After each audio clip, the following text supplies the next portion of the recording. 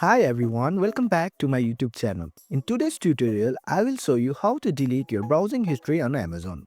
Whether you want to keep your searches private or clean up recommendations, it's quick and easy.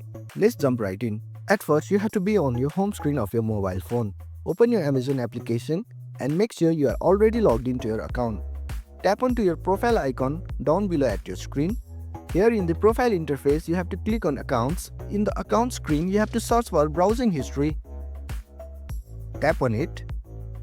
You can simply tap onto the individual items which you have searched by clicking on remove the view, and the view has been removed. Or you can tap onto the gear icon and tap on to the remove items so that your all searches will be deleted at once.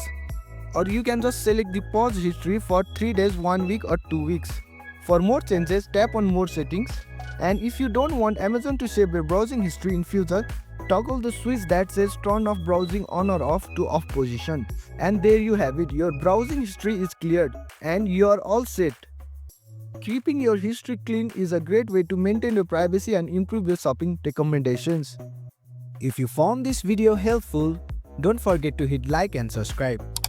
Thanks again for watching, and I will catch you in the next one.